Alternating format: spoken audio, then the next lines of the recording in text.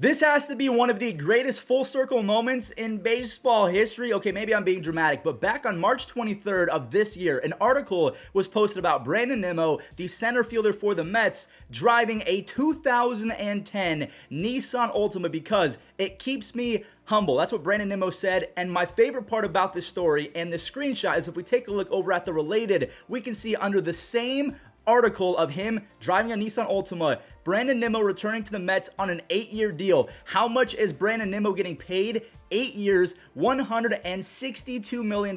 They have the biggest payroll in all of baseball, but kind of what I want to say, if Brandon Nimmo is watching this, he's not. But please, for the love of God, go out and buy yourself an espresso machine, an Aventador, and a PlayStation 5. Like, you have earned it. Let's not be as humble as before, okay? Okay, actually, still be humble, but you know what I mean. Buy yourself something nice, please. Now, the Mets made another addition, but we'll talk about that in just a moment. And also, the Dodgers are going after Shohei Ohtani, so we'll talk about both of those in just a moment. But look at Brandon Nimmo. In the year 2022, he had a 5.1 WAR, 16 home runs, 64 RBI. So, of course, the counting stats aren't as impressive, but 102 runs because he is one of the best leadoff hitters in baseball. He had a 130 OPS plus because he had a 370 on base percentage. And if we take a look, he has a career 385 on base percentage. Actually, if we take a look at his career stats, his 367 on base percentage from last year was the lowest since his rookie season. I mean, from 2018 to 2021, Brandon Nimmo had a combined 398 on base percentage. So he's not the most powerful guy in the world. He is not going to hit 35 home runs or anything like that, but he is definitely someone that can collect 50 plus extra base hits because he's going to hit a bunch of doubles. He's going to have some triples as well because his sprint speed is pretty good. We'll talk about that in a second. He had 8 triples back in 2018. He had 7 triples in 2022. Brandon Nimmo, in my opinion, is the most underrated player in baseball. Now that J-Ram has all the respect in the world, J-Ram is no longer the most underappreciated and underrated. To me, it's Brandon Nimmo. And one thing I want to show you guys, his baseball savant page, it just yells at you, this guy is good at baseball. So when he connects, the max exit velo, it's top 20%. He gets on base at a high clip. He doesn't strike out. He doesn't chase pitches. The sprint speed is top 16%. And one thing, look at the outs above average. That is a defensive stat. And if we take a look at 2020, he was bottom 14% in outs above average. So he was not the best outfielder. Then if we take a look at 2021,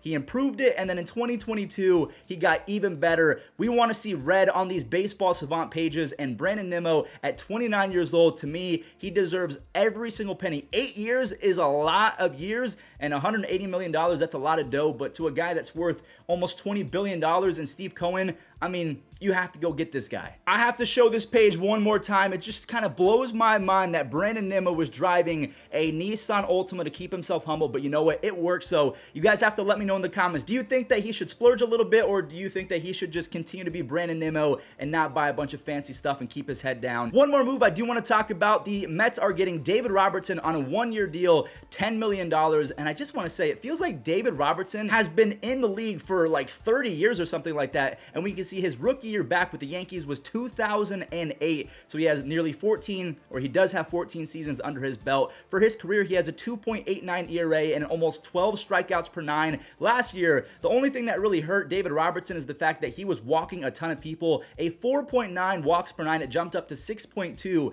in 24-ish innings with the Phillies. So I really like David Robertson as a setup guy. I don't think that he should be a closer anymore. And the Mets, they don't have to worry about David Robertson coming in as a closer because they have Edwin Diaz. The Mets have free agents in the bullpen like Seth Lugo and Trevor May. So if both of those guys end up leaving, they're going to be just fine. The Mets are spending a bunch of money, buttloads of money. I think they've actually exceeded the $300 million payroll threshold. They're going to be taxed up the you-know-what because of the luxury tax, aka the Steve Cohen tax. So all these moves, what do you make? If you're a Mets fan, do you think that you're better than last year? Because I get you're retaining players, but have you improved? Let me know. Now, one graphic I want to show you guys, because we just talked about the Mets bringing back players. What about a team that isn't doing that at all? So we could take a look at the Dodgers. Look at all of these players that became free agents, and then they non-tendered a bunch of them. I don't know why no one has signed Edwin Rios. Maybe he's asking it for too much money, but that guy rakes. The Dodgers have brought in Jason Hayward, Shelby Miller. They gave Clayton Kershaw a contract, but Kershaw severely underpaid himself, so it was a hometown discount. What does all of this mean? Why are they releasing all of these players and choosing not to give out out big contracts.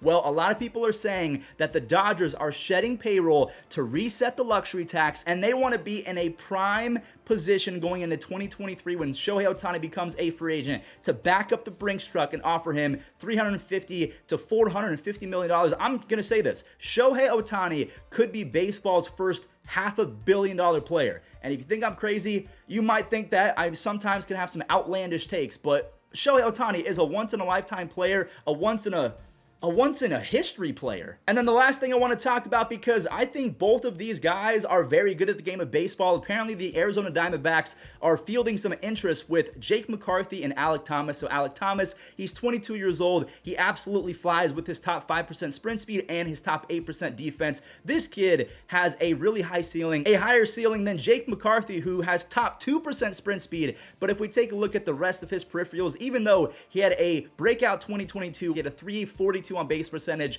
he had 23 stolen bases. I mean, Jake McCarthy has a high ceiling as well, but if we're talking about an all-around athlete, maybe you would go with Jake because he's 6'2", but the defensive metrics, they favor Alek Thomas. I really believe in Alek Thomas's ability to improve as he gets older and more accustomed to major league pitching. So for me, I would definitely trade Jake McCarthy before I trade Alek Thomas. So if you're an Arizona fan, what do you make of that? What do you make of whatever I just said? Guys, that does it. Thank you all so much for watching. Kind of a weird recap. We were pretty much all over the place, but sometimes these recaps are inevitable because we don't have a million signings to talk about from yesterday. Just Brandon Nimmo and Robertson going back to the Mets. So thank you guys for watching. Peace out. Off the rest of the season.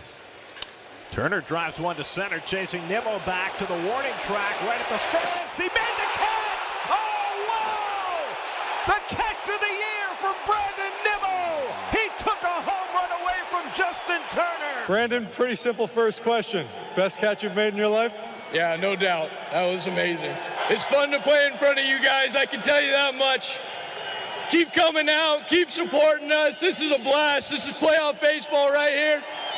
This is fun, huh? Sold out crowd. What does it feel like to be a New York Met these days, especially at Citi Field? It's an absolute blast. It's a dream come true for a guy who grew up with the Met system. This is what I was dreaming of. Citi Field being full of passionate, loyal Mets fans who have been through some tough times and are ready for some good times.